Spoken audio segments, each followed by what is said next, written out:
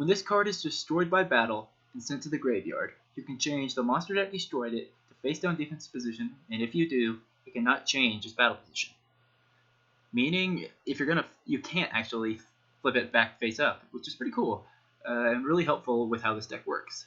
Feel free to talk in the chat, guys. I'm still paying attention, even though I am doing a deck profile, but it's a live-based deck profile, and there's going to be a lot of preemptive moments.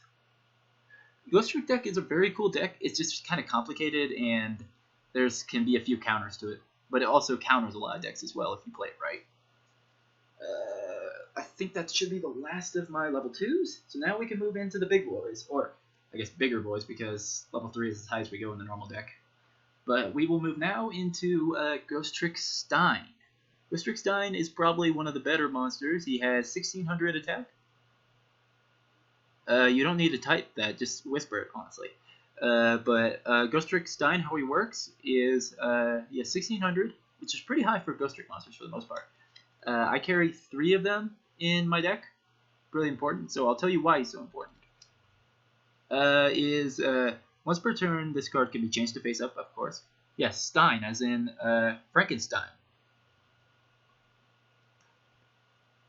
Yes, no, not the Stein from Soul Eater. Not Dr. Stein. But when this card inflicts battle damage to your opponent, you can add 1 Ghostrick spell or trap card from your deck to your hand, and you can only use the effect of Ghostrick Stein once per turn. So it's a pretty good card for attacking and doing a decent amount of damage, and getting your traps and spells into your hand. Soul Eater Stein for the world. But yeah, that's how like I said, here's a better look at Ghostrick Stein, or as best as I can give, of how he works. I carry 3 of them in my deck, if I didn't say that. Next is another level 3, which is kind of obvious.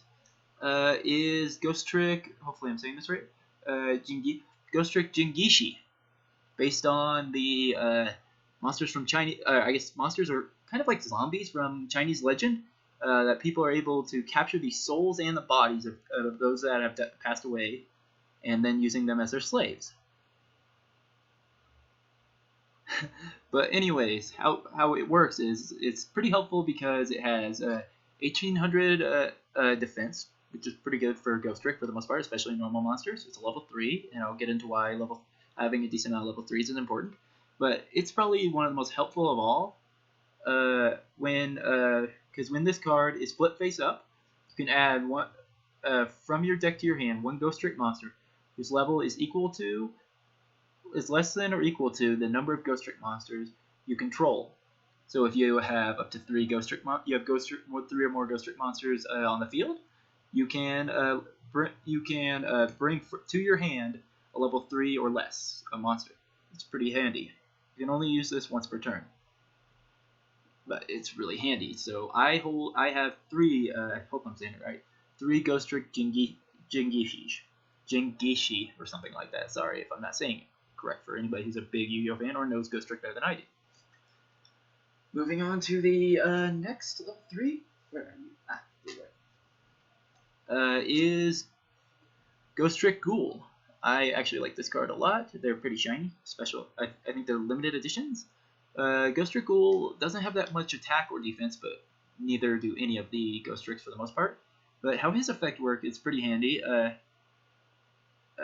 During the main phase 1, you can target 1 of your Ghostrick monsters you control, and its attack will come equal to the combined original attack of all Ghostrick monsters currently on the field until your opponent's next end phase, which is pretty nice. But that monster that you target and give the combined attack of all the Ghostrick monsters you have in the field is the only one that is allowed to attack this turn that this effect is used. And I have 2 Ghostrick Ghouls. Like, I guess it kind of looks like a zombie, but they call it a ghoul. Don't ask me.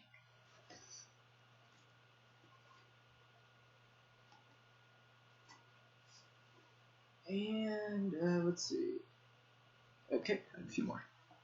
And the next one, I only have 1 of him, is Ghostrick Skeleton. I'm surprised they didn't call him like Ghostrick Reaper or something. He looks more like a Reaper. But yeah, how Ghostrick Skeleton works is when this card is flipped face up, Banish the cards from the top of your opponent's deck face down up to the number of Ghostrick monsters you control. So you can have up to 5 cards banished from the top of their deck, because you can control 5 5 monsters. You can only use this effect of Ghostrick Skeleton once per turn. Pretty self-explanatory. Here's another look at Ghostrick Skeleton. Feel free to talk in the chat, guys. I'm doing this live, and it's more fun for me if I can respond to chat. And it sounds like it might be raining outside. Cool. Next, the last of my level 3 monsters in my normal deck is, let's see if I can get a good look at him, is Ghostrick Mummy. Yep, Mummy from, like, Egypt. He is pretty important. I have 2 of him in my deck. How he works is he has 1500 attack, which isn't horrible, especially for a Ghostrick monster. But his importance is that when he is on the field, I believe, yeah, face up, you can have an extra normal summon.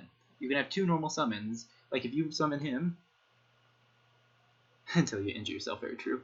But you can have 2 normal summons. Like if you have another monster on the field and you summon him face up, you can summon another monster, set or normal summon face up in attack mode. But how it works is it's really handy, especially for Yixi summons, or extra deck summons if you want to call it that way, or just really handy for filling up the field. And as I said, I carry 2 of these, and here's a good look, or I'm trying to get a good look, at Ghostrick Mummy. And that is the last of my monsters in my Ghostrick deck, or my normal deck. Now I will move on to spells in the Ghostrick deck. I carry, starting off, will be the field spell that I use, called Ghostrick Museum. Ghostrick Museum is, I carry 2 of these.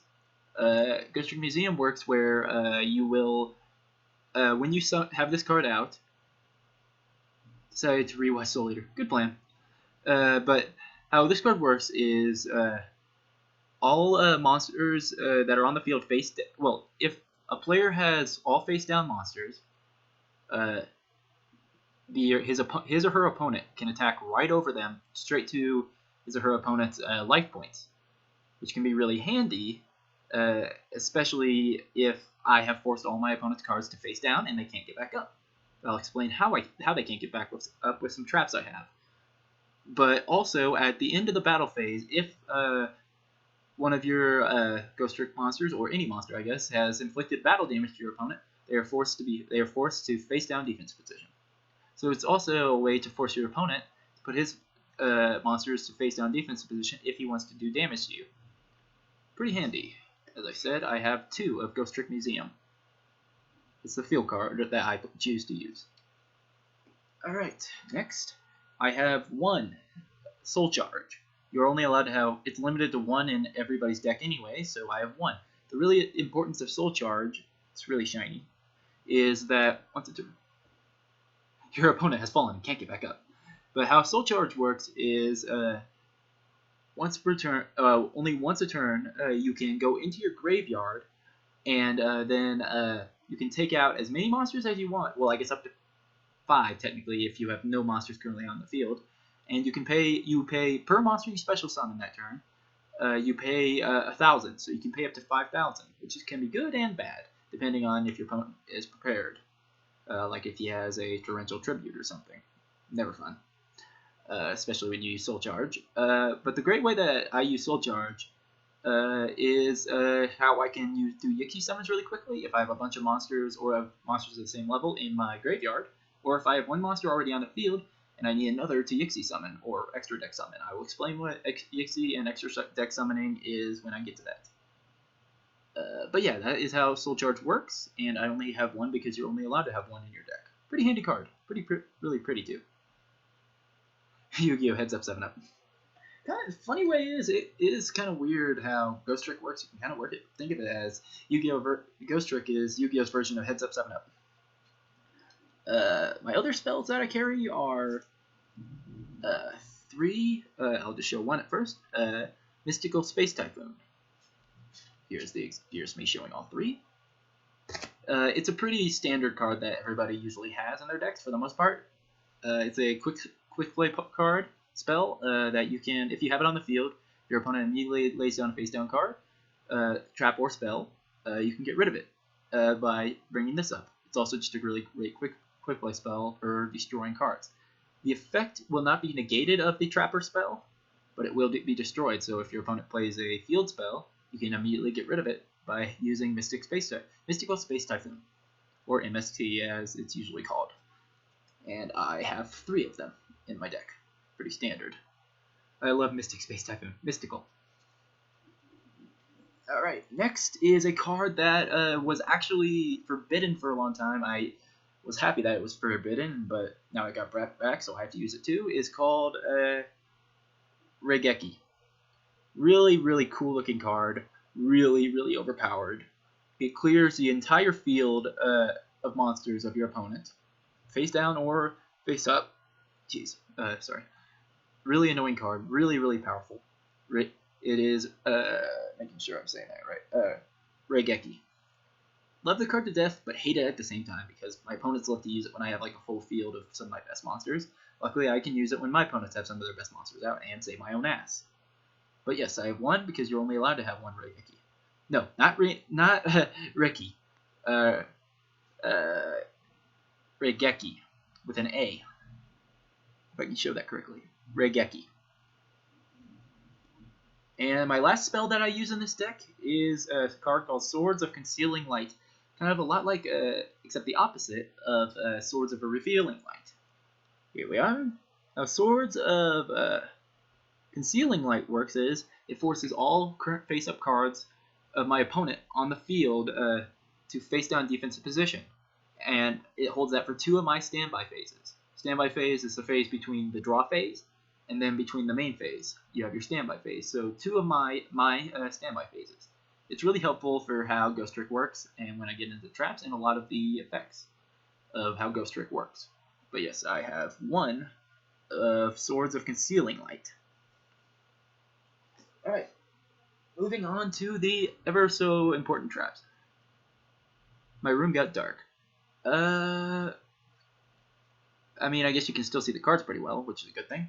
But once I finish this, I will see and try to adjust. I will see if I can turn on the light and try to adjust. But for now, I want to finish this just how it is, if that's okay. But anyways, starting off is one of the Ghostrick traps. Is called Ghostrick. Let me get a good picture of it. Sorry, Ghostrick Break. Really cool card. Really cool art design. But the importance of it is when exactly only one monster is sent to the graveyard by battle or by opponent's card effect. Only 1. When that happens, if you have 2 monsters in your graveyard, Ghostrick monsters of course, you can special summon them in face down defense position. Really handy. And it's handy for Yixi summoning. Unfortunately, you can't do a Yixi summon when you have a monster face down. So, well, actually, I guess you can flip them face up in your second main phase. But that is how Ghostrick Break works. I was thinking about having 2 in my deck at one point, but to lessen the amount of cards, I decided to have 1, since it's not the most overly important card. Alright, next is, making sure, is 1 very standard trap card a lot of people use. 1 Mirror Force. Most people that play Yu-Gi-Oh! Or know of Yu-Gi-Oh! In the past know what Mirror Force is. I'll explain for anybody who doesn't or can't remember. Tell me to slow down if I'm speaking too fast also, please. Mirror Force, how it works is it's a face-down trap card that you play. When your opponent attacks you, you can play it, and all face-up attack position monsters of your opponent will be sent to the graveyard. Really handy card. You have a Destiny Hero deck? That's cool. Which type of Destiny Hero? Because Destiny Hero is okay, but not. I've crushed plenty of Destiny Hero decks. But anyways, I have 1 Mirror Force. Very standard, very great trap card. Oh, you think Mirror Force is OP? Reiki is the most OP card, probably the most OP card right now. Because it's kind of uncounterable for the most part. Another card kind of like a Reiki, well not really, but it's limited to 1 card per deck, is Compulsory Evacuation, making sure I'm saying that right. Compulsory Evacuation Device. When your opponent summon, actually at any time, when they have a monster on the field, you can send it straight back to their hand. It's great for when your opponent summons